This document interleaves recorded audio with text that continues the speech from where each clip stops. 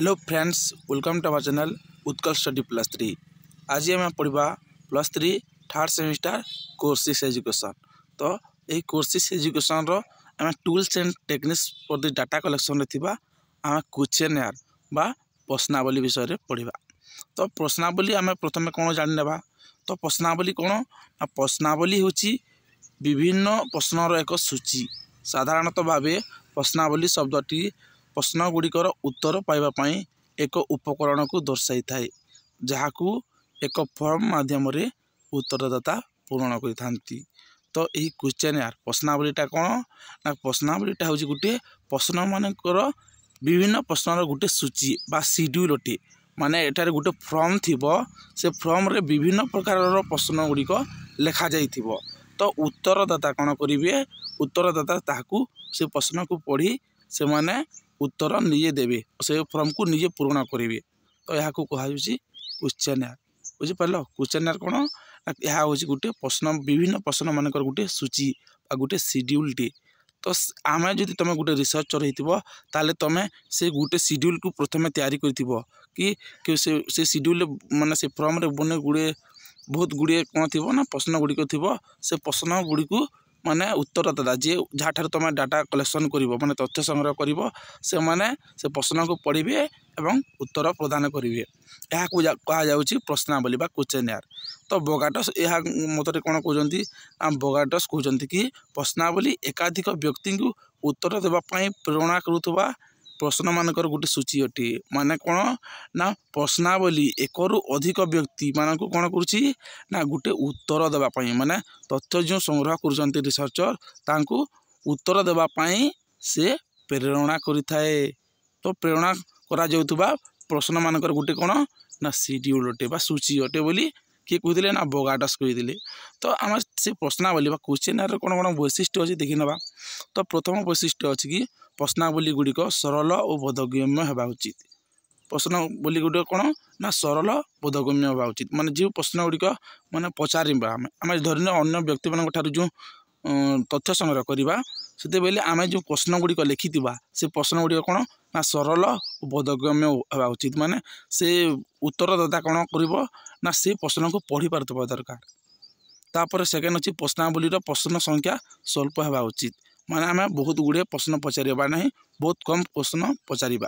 तापर 3 नंबर अच्छी प्रश्नावली रे उत्तरदाता निजे फॉर्म पूरण करते हैं। मैं तुमको आगर कही सेठारे गोटे फॉर्म थाए से शेड्यूल जो सेटार विभिन्न प्रकार प्रश्न थी। उत्तरदाता कौन कर ना प्रश्न पढ़ और से उत्तर निजे पूरण कर। कौन ना प्रश्न गुड़िक वस्तुनिष्ठ होगा उचित। माने ता ऑब्जेक्टिव क्वेश्चन थी दरकार, किंतु लॉन्ग क्वेश्चन तो सेटा करि पारिबानी। आमे एठारे कहिबा कि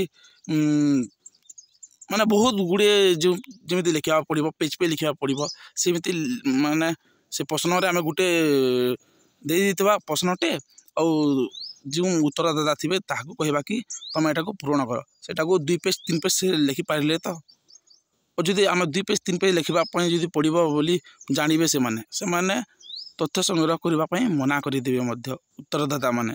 से सब बेले कौन ना प्रश्न गुड़िक वस्तुनिष्ठ बा ऑब्जेक्टिव क्वेश्चन होगा उचित, जहाँकि से अति शीघ्र दे पारे। टाइम कंज्यूमिंग टाइमटा बंचीज से समयटा बंचीज। तापर नेक्स्ट अच्छी देख प्रत्येक प्रश्नर विकल्प उत्तर अति कम 4टी होगा आवश्यक। माने जिते बेले आम धरना जो सर्ट क्वेश्चन पचारिचु विभिन्न परीक्षा देखु तो सेठारे कौन कर ना मिनिमम 4टा ऑप्शन दिया जाए 1 2 3 4 ABCD MCQ टाइप क्वेश्चन तुम मतलब देखीदेव कि अति कम के 4टा ना 5टा दी थाए, बेसी थाए सेठारे बुझिपार। तापर अच्छी प्रत्येक प्रश्नर सत्यता और विश्वस्तता रहा उचित। माने कौन ना प्रत्येक प्रश्नर कौन ना वैलिडिटी एवं रिलायबिलिटी थिबा दरकार। वैलिडिटी माने कौन, वैलिडिटी माने आम जो तथ्य संग्रह करजु से रिलेटेड प्रश्न सेठारे थिबा उचित। अन्य रिलेटेड जो प्रश्न कर माने सेठारे थिबा ताले आम ताको वैलिड कहबा नै, ताको सत्यता कहबा नै, ता रिलायबल कहि परिबा नै हमें। तेणु कौन प्रत्येक प्रश्नर सत्यता और विश्वस्तता रहा दरकार। तापर कौन कौन तार टाइप्स अच्छी क्वेश्चन टाइप्स देखी ना। तो प्रथम टाइप्स अच्छी क्लोज क्वेश्चन बा अवरुद्ध प्रश्नावली। तो ये अवरुद्ध प्रश्नावली कौन यही अवरोध प्रश्नावली रे उत्तरदाता केवल हाँ किंबा ना द्वारा निजर उत्तर दे था। उत्तरदाता निज इच्छा अनुसार जेकोसी प्रश्नर उत्तर दे पारे ना। एठारे ए क्लोज क्वेश्चन कौन ना जे उत्तर देव मु तुमको धन्य प्रश्न पचारि मुझे भाव पर प्रश्न पचारि कि तुम्हें खाली केवल सेठारे दुईटी ऑप्शन थी हाँ किंबा ना तुम सेठारे हाँ रे उत्तर देव ना ना रे उत्तर देव। एठारे जबरदस्ती गोटे एग्जांपल अच्छी आपण विवाह प्रथा को पसंद करती कि तुम कह हाँ जब तुम पसंद लगुच हाँ कह जो पसंद लगुना ताले ना कह एठारे तुम निज इच्छा माने अनुसार तुम उत्तर दे पार ना हाँ किंबा ना ये दुईटी मध्य तुम प्रश्नर उत्तर देव बुझिपार। तो यहाँ कह क्लोज क्वेश्चन तापर आम देखा ओपन क्वेश्चन कौन बा मुक्त प्रश्नावली कौन। यही प्रश्नावली रे उत्तरदाता निजर इच्छा अनुसार उत्तर दे था। माने ये क्लोज क्वेश्चन से मैंने देख हाँ किंबा ना उत्तर दूसरे किंतु ये ओपन क्वेश्चन कौन सेमती किसी नुहे एठारे निज इच्छा जहाँ है ताहा से दे पार उत्तरदाता कौन कर निज इच्छा अनुसार से उत्तर दे पार से हाँ किंबा ना एमती उत्तर देव ना। तो ये उदाहरण देती देख छात्र असंतोषर कारण गुड़िक लेख। एठारे जब तुमको पचारि माने जो जहाँ डाटा कलेक्शन कर छात्र जीवन में से कहीं असंतोष होची तार कारण गुड़िक लेख बोली जी कहि ताले से अनेक गुड़े कारण कहीपर ता हिसाब से लिख से बुझीपार कि ना। कि जो क्लोज क्वेश्चन मुझे पचारूली आपण विवाह प्रथा को पसंद करती कि से मैंने हाँ किंबा ना ये दुईटार आंसर दूसरी बुझीपार। तो यहाँ है क्लोज क्वेश्चन यहाँ ओपन क्वेश्चन। ओपन क्वेश्चन कौन ना से उत्तरदाता निज इच्छा अनुसार से उत्तर दे था सब बेले। तापर नेक्स्ट देखा तापर नेक्स्ट अच्छी देख संगठित प्रश्नावली बा स्ट्रक्चर क्वेश्चन। तो स्ट्रक्चर क्वेश्चन कौन ना जो प्रश्न गुड़िक गवेषणा कार्य आरंभ करने पूर्व प्रस्तुत करा संगठित प्रश्नावली कह जाए। माने जिते बेले भी आम गवेषणा कार्य करने पूर्व आम धर मु तुमको ठार माने तथ्य संग्रह करने जाऊँगी तो मुझे कौन करी ना मु आम घर ठारू प्रथम मु प्रिपेयर होती कि प्रश्न पचारि और सीटा से फर्म रे लेखिकी जाइबी माने से फर्म रे मु लेखिकी जाइबी कि यही क्वेश्चन उत्तरदाता मानू पचारि बोली लेखिकी जी माने ये गवेषणा कार्य आरंभ न हो माने आम घर कौन करी ना पूर्वर प्रस्तुत होती भी क्यों प्रश्न पचारि।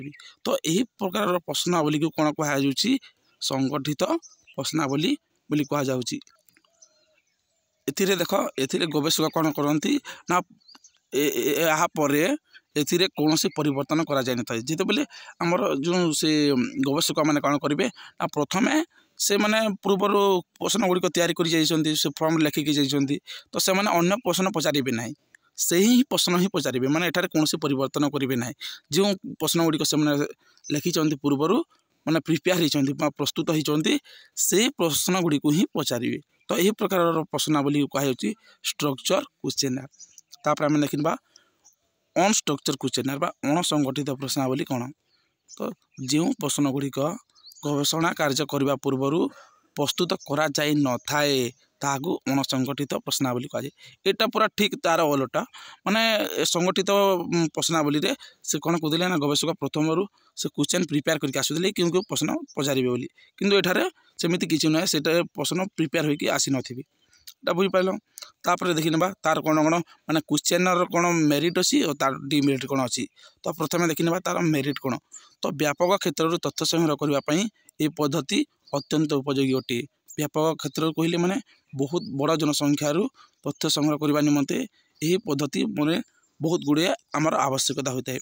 तापर अच्छी देख अन्य पद्धति तुलन में यही पद्धति कम श्रम और समय आवश्यकता रहता है।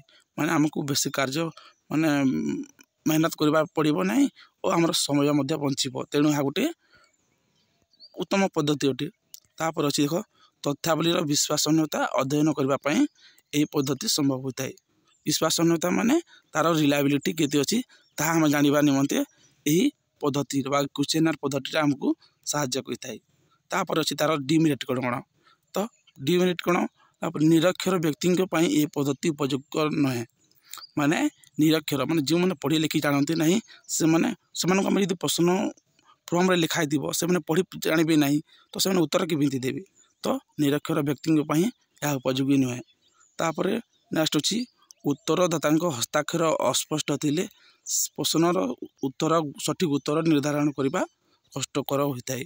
माने जदि उत्तरदाता जिते बेले उत्तर प्रदान करेंगे तांकर हैंड राइटिंगटा जो भल नथिबो ताहले आमे पढ़ी परिबा नहीं।